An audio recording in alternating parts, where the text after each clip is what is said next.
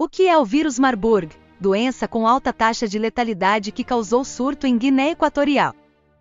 Até agora, 9 mortes e 16 casos suspeitos com sintomas como febre, fadiga, vômito com sangue e diarreia foram relatados no país, de acordo com a Organização Mundial da Saúde, OMS. A Guiné Equatorial registrou nesta semana o primeiro surto da doença causada pelo vírus Marburg. Testes preliminares realizados após a morte de pelo menos 9 pessoas na província de Kinenten, no oeste do país, confirmaram a febre hemorrágica viral. Como autoridades de saúde da Guiné Equatorial enviaram amostras ao laboratório de referência do Institut Pasteur no Senegal com o apoio da Organização Mundial da Saúde, OMS, para determinar a causa da doença após um alerta de um funcionário distrital de saúde no dia 7 de fevereiro. Das 8 amostras testadas no Institut Pasteur, uma foi positiva para o vírus. Até agora, 9 mortes e 16 casos suspeitos com sintomas como febre, fadiga, vômito com sangue e diarreia foram relatados, de acordo com o OMS.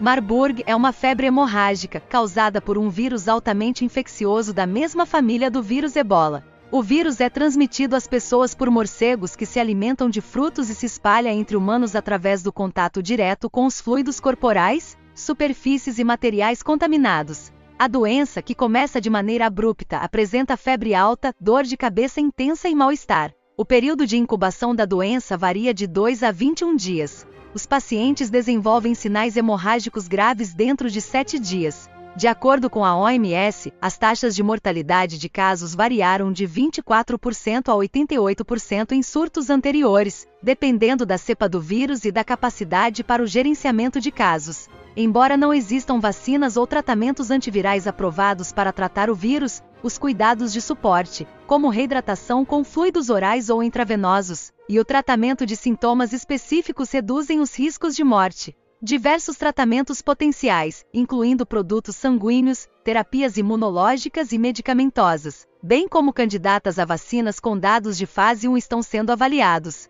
Contexto histórico. O reconhecimento inicial da doença aconteceu após 2 grandes surtos que ocorreram simultaneamente em Marburg e Frankfurt, na Alemanha, e em Belgrado, na Sérvia, em 1967. O episódio foi associado ao trabalho de laboratório com macacos verdes africanos, Cercopithecus aetiops, importados de Uganda. De acordo com os Centros de Controle e Prevenção de Doenças, CDC, dos Estados Unidos, 31 pessoas ficaram doentes, inicialmente profissionais de laboratório, seguidos por vários médicos e familiares. 7 mortes foram registradas. Posteriormente, surtos e casos esporádicos foram relatados em Angola, República Democrática do Congo, Quênia, África do Sul, em uma pessoa com histórico de viagem recente ao Zimbábue, Uganda e Gana. Em 2008, 2 casos independentes foram relatados em viajantes que visitaram uma caverna habitada por colônias de morcegos rosetus em Uganda. Casos da doença fora da África são raros. Como acontece a transmissão? O hospedeiro reservatório do vírus Marburg é um morcego da espécie Rosetus aegyptiacus, que habita em cavernas e é amplamente distribuída pela África. Morcegos infectados não apresentam sinais característicos da doença. Primatas como humanos e macacos podem ser infectados e desenvolver doença grave com alta mortalidade. A infecção humana acontece a partir do contato com morcegos infectados. Uma vez que um indivíduo é infectado, o vírus pode se espalhar através da transmissão entre pessoas por contato direto, através de lesões na pele ou pelas membranas das mucosas, com sangue, secreções ou outros fluidos corporais de infectados. Objetos contaminados com fluidos corporais de uma pessoa que está doente ou morreu da doença, como roupas de cama, agulhas e equipamentos médicos, também são fontes de transmissão. As pessoas em maior risco são familiares e profissionais de saúde que cuidam de pacientes infectados sem o uso de medidas adequadas de prevenção. Veterinários e especialistas de laboratórios ou pesquisadores que atuam com primatas não humanos da África também podem ter maior risco de exposição ao vírus. Sinais e sintomas. Após um período de incubação de 2 a 21 dias, o início dos sintomas é repentino e marcado por febre, calafrios, dor de cabeça e no corpo. Por volta do 5º dia após o início dos sintomas, pode ocorrer erupção na pele, principalmente no peito, costas, região do estômago. Os pacientes podem apresentar náuseas, vômitos, dor no peito, dor de garganta, dor abdominal e diarreia. O agravamento da doença leva a sintomas como icterícia, cor amarelada dos olhos e da pele, inflamação do pâncreas, perda de peso significativa, delírios, choque, insuficiência hepática, hemorragia e disfunção de múltiplos órgãos. Diagnóstico.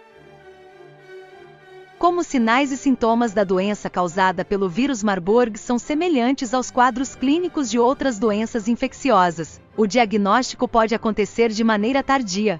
A identificação de sintomas precoces característicos da doença e dados que relacionem a uma possível exposição ao vírus indicam a necessidade de isolamento do paciente e notificação das autoridades sanitárias. O diagnóstico pode ser realizado em laboratório a partir de amostras do paciente. As técnicas incluem o diagnóstico molecular, RT-PCR, que permite a identificação do material genético do vírus, e testes de antígeno. Tratamento. Não existem tratamentos específicos para a doença causada pelo vírus Marburg. Pacientes internados em hospitais podem receber terapia de suporte, com o objetivo de controlar os impactos da infecção para o organismo.